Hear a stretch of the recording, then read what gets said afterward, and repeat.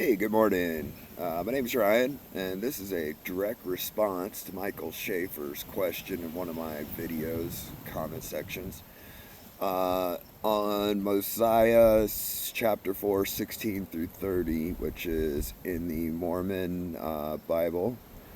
And I'm not going to comment on the Mormon Bible. You can feel how you want about it. I don't have a problem with Mormons. I don't have a problem commenting on their Bible. Um, it's not my religion, but that's okay. Uh, the question, though, generally revolves around whether we should give charity to people regardless of the circumstances that they're in, um, and what they're doing. And it depends on, I think a lot of it depends on how you're reading Mosiah. But to the question in general, I would say yes with a caveat. And that caveat is when you're dealing with addiction or severe mental illness, sometimes I think it's better not to help people. Uh, they should be helped, but not by an individual giving them $5 or $10. They shouldn't be starving. If somebody's really, really bad off, like I'll give anybody food. Um, but when I see people in severe addiction, I often will not give them money. The exception being, and I have given people money, I've given people money for drugs and booze. These are people I had personal relationships with. I've lived on the streets for decades, right? So I've had personal relationships with alcoholics and drug addicts of every kind.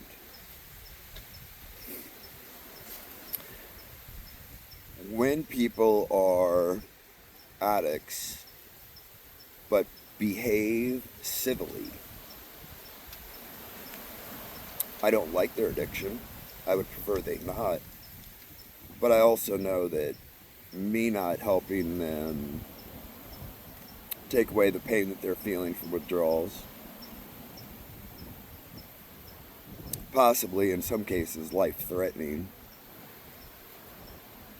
isn't going to stop them from obtaining the their substance of choice for addiction. I'll give you one example. There was an alcoholic in San Francisco that hung out on my street, and he just wanted a cold beer. And he was drinking himself to death. He ended up dying. He passed out with his head halfway hanging in the street and got hit by a car and died. And he wasn't a bad guy. He was actually a pretty funny guy. People generally liked him. People in the neighborhood liked him. He wasn't perfect. He had health issues and alcohol issues. And, sometimes he left a little mess where he was at, few items of trash. Sometimes he peed too close to where people hang out. But he tried really hard to be a decent member of the community. He tried to make people laugh. Tried to have a good time on his way out with whatever life problems he had gone through and experienced and whatever he was dealing with. And I didn't mind buying him a beer in the morning when he was shaking. There was nobody around, and I know what he's going through, not because I've experienced it, because I've had so many alcoholic friends. I've never had the shakes, never been addicted to alcohol like that, but I have friends who have, and it's killed some of them, almost killed some of them, ruined a lot of lives.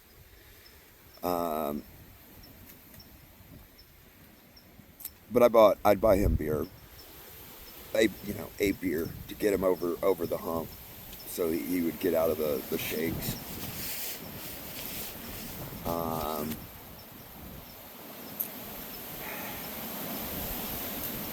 Fentanyl is a whole other ball game for me.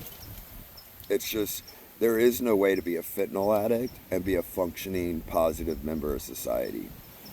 You can be an alcoholic and not be perfect, but be an overall okay member of society. I know meth heads who weren't perfect.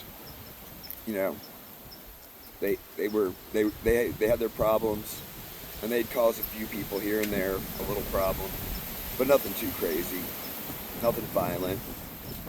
They weren't making piles of trash everywhere and scaring people and trying to engage with minors, anything like that. They weren't harassing women.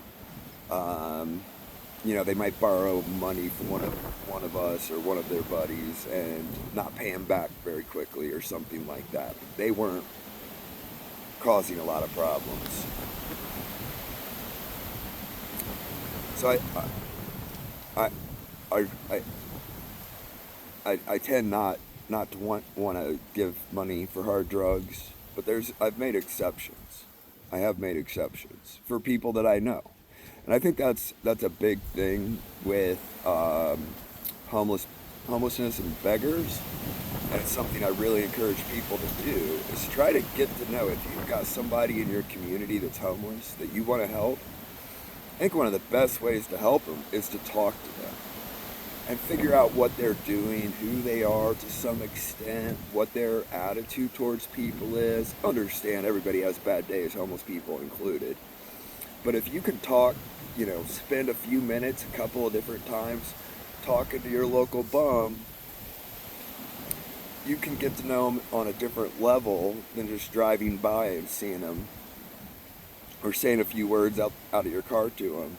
And, if they are a decent member of the community under the circumstances that they're in, absolutely, I think you should help them more.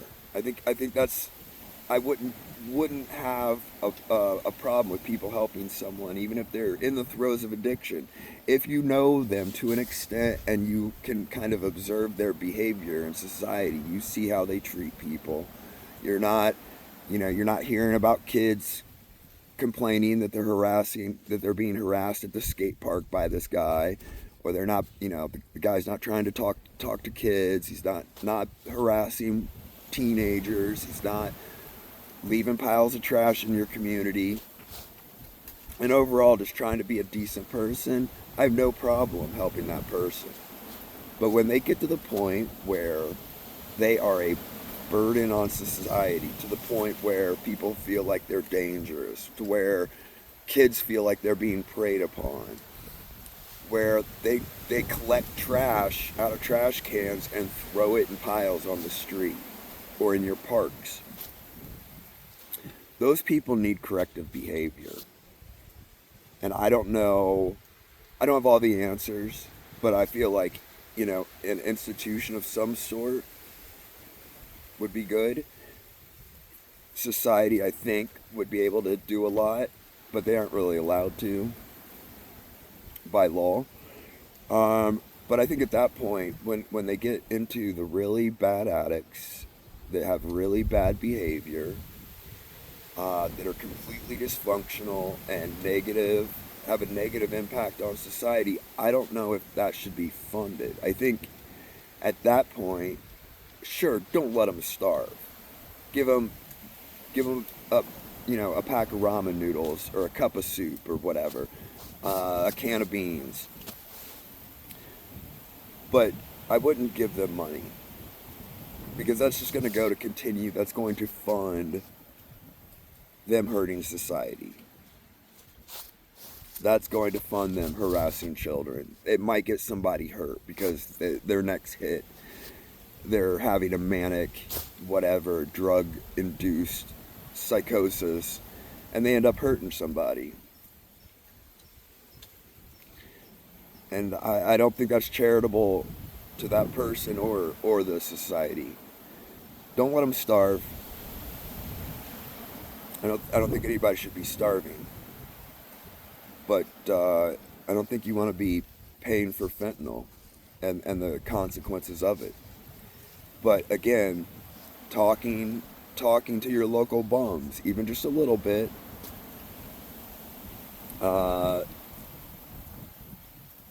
will help your judgment.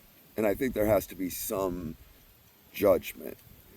And this is a problem I have with Christianity, is a lot of what is in the Bible was done at a time where there was no fentanyl, there was no heroin in the in biblical age, and so these are a whole new set of problems that need bigger ideas, maybe, than what they were dealing with then. This is a whole different ball game. But I appreciate your question, Michael. I hope this was a good answer, and I'd love to hear what you think about it, and everybody else too. Like, share, subscribe, comment, ask for topics for me to talk about, make a suggestion, and I'll have a Cash App in the description, but it's not a toll booth. Everybody have a good day. Thank you, and God bless.